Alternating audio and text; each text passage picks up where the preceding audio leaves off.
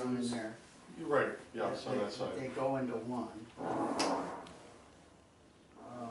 I don't see that being developed, that's probably floodland or. I would say it's low land, yeah. It's right here.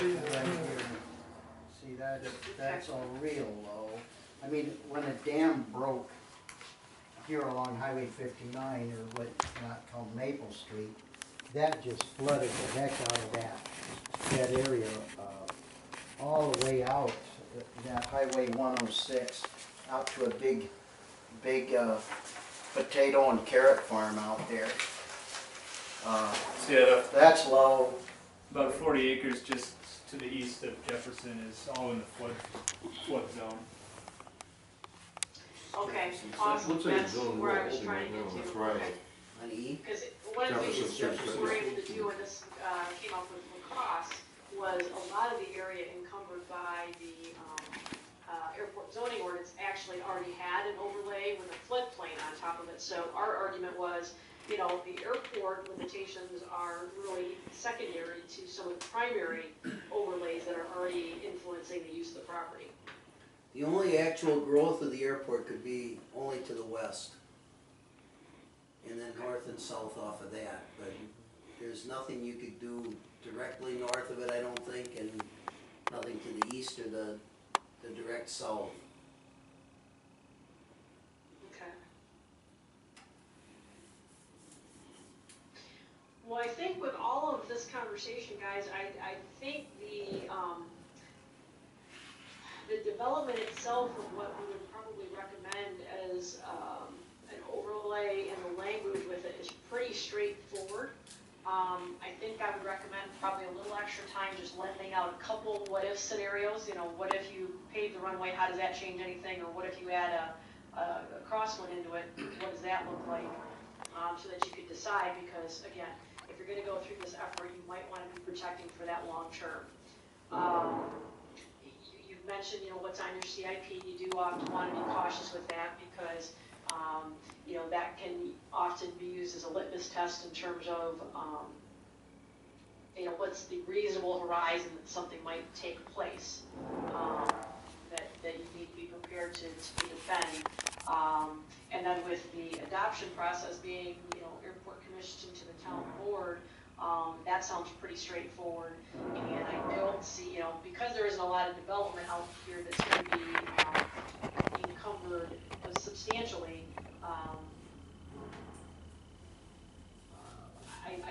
I don't think it would be that difficult in terms of what we would work up. You know, in many places where you've got a lot of development, it gets a little bit trickier because we're often writing in clauses where, you know, if something's shut down, is it allowed to be reconstructed and things like that. Obviously, we still have that kind of verbiage in here because you're going to have a lot of that residential area to the south included, but it's not like we've got a lot of incompatible land uses already in the area that we're concerned about, and how do we address those. So all things considered, I think you're in pretty good shape. That I don't envision it being, you know, overly contentious. Land use is always somewhat contentious, but not anything that I think it would be too difficult.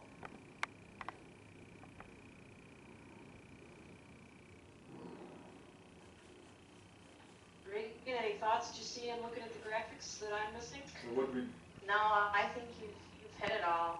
I think I think you guys are in a good position now to kind of get out ahead of it and protect for the future rather than having to kind of retroactively put some regulations in place. What kind of a time frame are we looking at?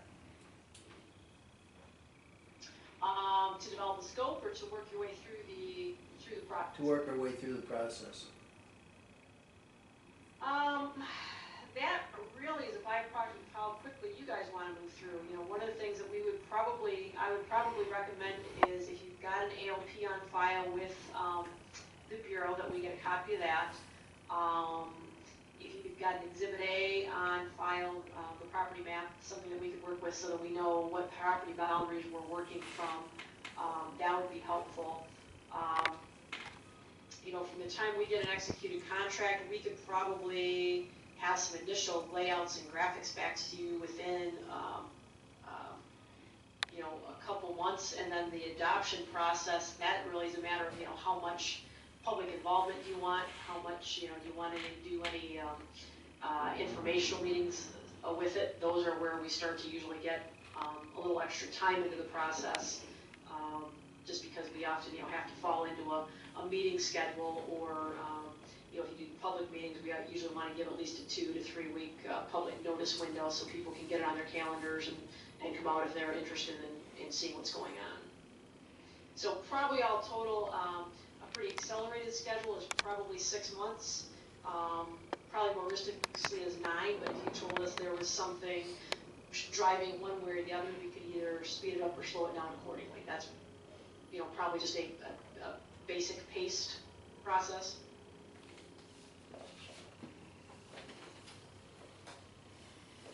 Okay, We probably want to get the Bureau involved in an approval as well, or at least, review it, and if they're missing that person right now, Scott Drummond is a good resource for us. He's been through the lacrosse and Janesville with us, so, if all else failed, we can talk with him and have him serve as a reviewer if they haven't got that person replaced yet to serve that function. The person that's taking care of us now is currently got Kreitzfield and East Troy. His first name's Andy, I can't remember his last name. Okay, And he's got Watertown, so he's around here, but he is not gonna be our permanent representative. okay, that's good to know. Okay, how does that time sound for you guys? Are you hoping longer, shorter? Well, I got an election in April. yeah, I was hoping to get it done, I was hoping shorter, but Okay, well, I mean, that, like I said, that's doable. I mean, part of that process is if you say, we've got an end date in mind, we can work backwards. The big responsibility then is, falls to you guys in terms of giving us feedback and, fitting us into the schedule. So we've done them quicker. It's not that that can't be done. Well, the 1st of April is real close to 6 months. If we were to agree to hire you right immediately. So I think it's doable, don't you, Chris? I think so. What do we have to go through to hire you? Well, I assume you're hoping to get reimbursed from the Bureau.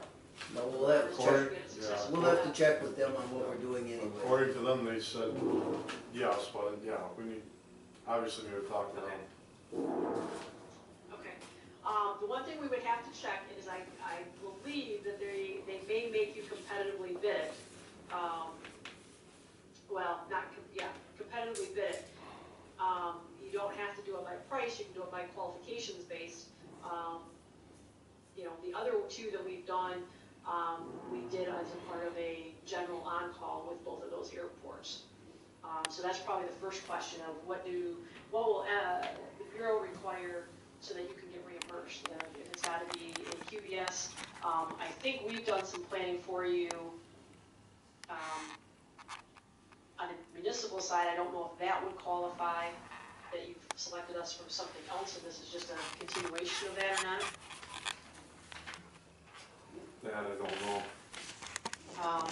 But, what I could do is I could give you, we could give you a draft scope of what we think it's going to be, or if they're gonna ask you for a competitive bid, what we could do, is to give you the language of what the ad would look like to put it out. You could, make the ad as quick or as short as you want that as well. So, there's some places that will, put it out for only a week turnaround because they already know who they want to hire and they'll just go through that kind of a quicker process. I don't know if the Bureau would have any thoughts or comments on that or not. I know when we did the other 2 that I mentioned, they kind of kept the hands off. They just basically said, we want to be kept involved as you move through so that we know we're going to get a product that we're going to be satisfied from the Bureau's perspective to then provide the reimbursement. Okay. So what's our first step? What's step number 1? Step number 1 is probably a call to the Bureau to find out advertise for a consultant or not.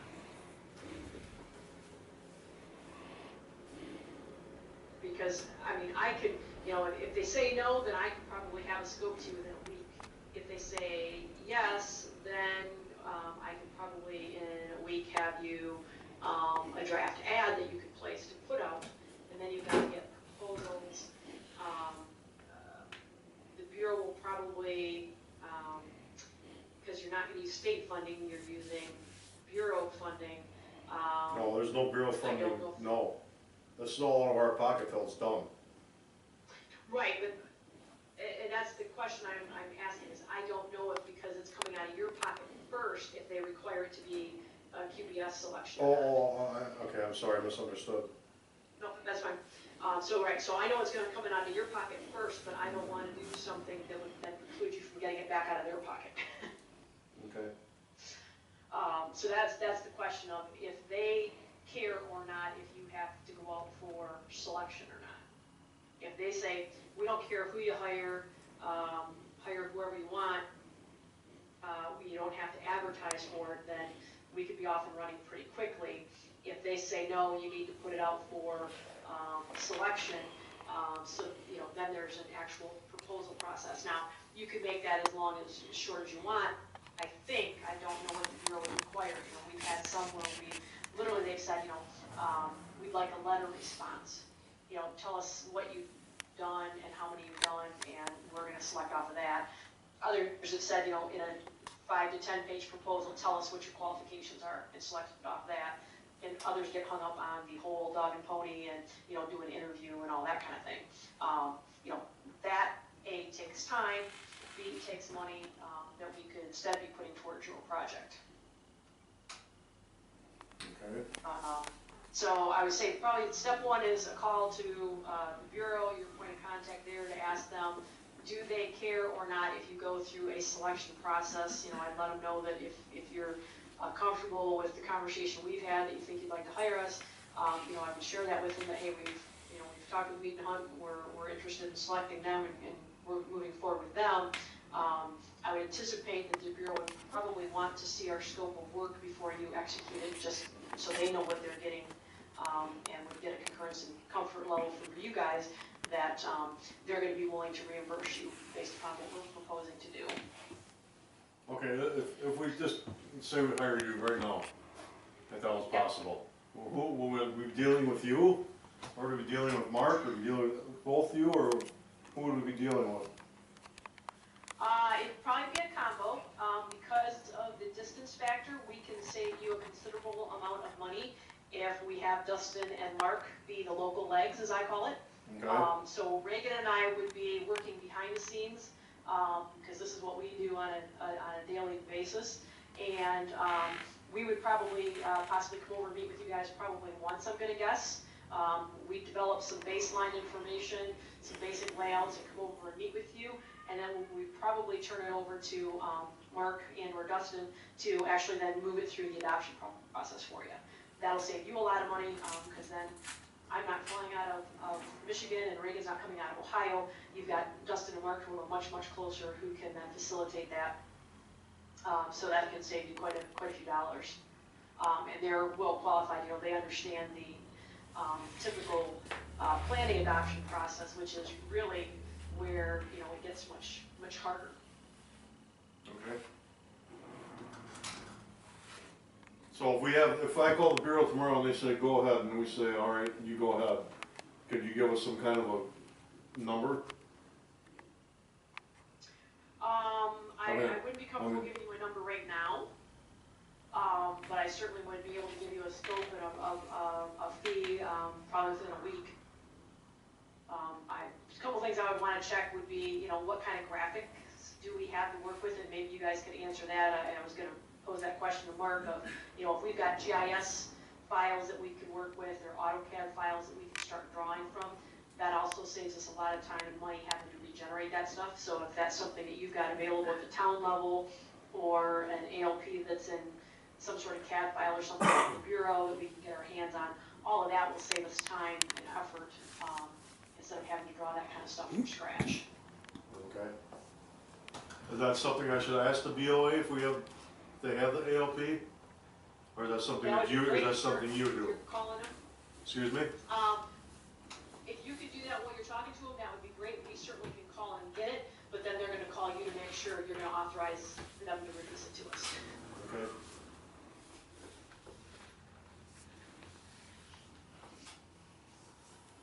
So yeah, so you wanna ask them if they have your ALP, at a minimum in PDF formats, but ideally we'd love to get it in CAD.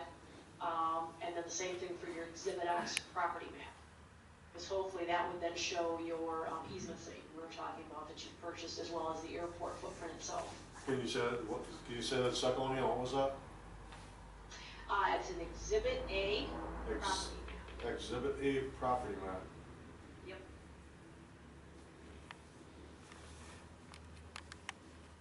I know they've got one, I just got one from them last week, or the week before. We do have one, or you do have They one? do. They do, okay. Stephanie, in terms of, the town GIS data, we should be able to get that, it's Jefferson County and we work with them, so we can get that data. In terms of the village stuff, I think we could get it, it's probably through MSA, but I'm sure it's available. Okay. Everything seems Great. pretty robust on the village's website. Okay, good. Yeah, the more data like that that we can collect, that we don't have to recreate fresh, obviously it's cheaper and more efficient, cuts down both on cost and that 6-month window. Okay.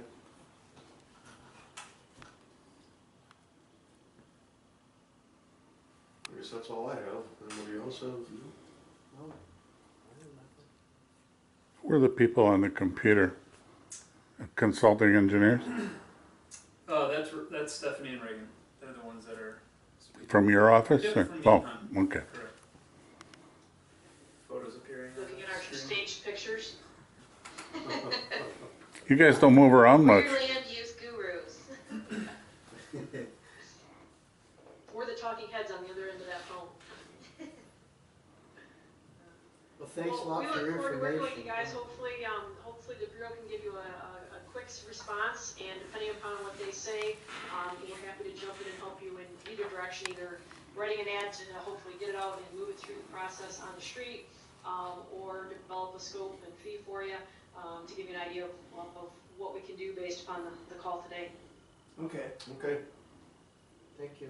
It's great. Yeah, Great. that's all. Thank Thank you you. very much. Thank you Appreciate very your much. time. Take care. Okay, thanks so much. Yeah, have a good night. We'll talk to you later. All right, thanks, you too. Bye-bye. Bye.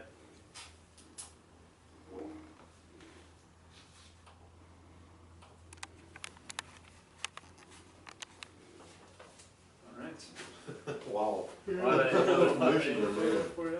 Huh? Wow. That sure seemed like a lot of information for us. Yeah, yeah. it's They didn't more make than I it, they expected. didn't make it sound like that much, did they, John? No, they said just go do it, like it's routine. Yeah, they'd like here, take this and kinda use this as a, and we're done. Yeah, you guys can basically do it yourself almost. It's- That is what he said, didn't Yeah, yeah. More or less, he? yeah. No. It's easier the second and third time. Yeah, So I guess we have to contact the Bureau. you can have this map, okay? 'Cause Yeah, and I marked those down if you guys wanna keep any of the other info. If you wanna hold on to that, you can, and certainly those are yours. This is an example, this is La Crosse Airport, so that's obviously a little bit out of scale, but just some of the work that Stephanie and Reagan have put together. Just a couple slides on what they've worked on in other airports, obviously, and, if this is for me, I can forward that to them. You can take that, Okay. yes. You know, You take it all, yep, that's, take all that. That works. that's what he says. Kind of a template for us to Yeah, use. the template. Yeah, definitely. That's what he said, yeah. Yep. They can basically do it yourself. I don't think it's that easy, Mhm. but, And more than anything, we wanna do it right. Yeah. yeah, we definitely wanna do it right, we don't want any problems. Yep. We don't wanna do it twice. So, I guess we'll call the Bureau and then we'll get a hold of you, is that, I guess is the way we'll take that? That's fine, yeah, you can contact me or Dustin. Dustin may be probably a primary contact at this point, but any number on there is fine. And then we'll get the word to either Stephanie or we'll pass it around. Okay, I thought, I Chris will be the thought main that contact. Yep. If you can't get hold of Chris, you can get hold of me. Okay, I got a card in my truck, I'll get it. okay. But Chris is the one that knows what's going on with all this, because even when I'm gone being a supervisor, he's still gonna be the manager, so. Sure. And these two birds will still be on the commission too, so. I'm a newbie on the commission, it's my first meeting. A good one. Second, Second, you're at a commission meeting. Well, yeah. Don't act like that, you've been flying here longer than all of us put together. Yeah, but flying and the bookwork is two different things. Anything past going on a flight plan, I'm lost. Mark, do you know a lot about airport operations though? Me personally, not a ton. Okay, because it sounded like she mentioned there that if you go with an asphalt runway, it's gonna shorten us by 200 feet at each end because of some kind of approach area and stuff like that. Yeah, I think Yeah, the barrels, extension number. of the regulations will change Barrel. because of the surface, whether that's for accelerated takeoff I or, was looking at the you know, computer. if I'll changes I'll the just send you acceleration of the, takeoff his between contact turf and information. hard surface, Andy then something it would or other. probably change, you know, He's- how far, I'm It's surprised he needed on doesn't either have Palmetto approach. to begin with, he's got Watertown, Craig's and East kind of just Troy, the gist of it, I Capital. wouldn't be able to give you distances or anything. Oh, He so said he's not Randy, gonna- no, Well, maybe. no, I was thinking, it sounded to me like she meant that right now we're 2,800 feet, if we went asphalt, we wouldn't have 2,800 feet of usable Mark, runway. can I have that so I can make a copy of that, Because please? she said on grass strips, they go from turf to turf and turf Just to the turf. cover page. Where with a paved surface, it's gonna have 200 foot at each end of, you might say. She state said the area. runway protection zone started immediately at the grass runway and it didn't start for 200 yards 200 feet or 200 feet with an asphalt. with an asphalt, okay. Just where it started, she didn't say anything about the end of it or anything like that.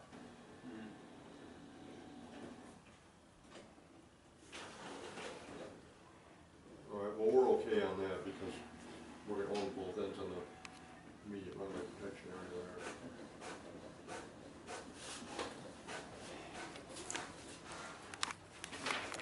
How long have you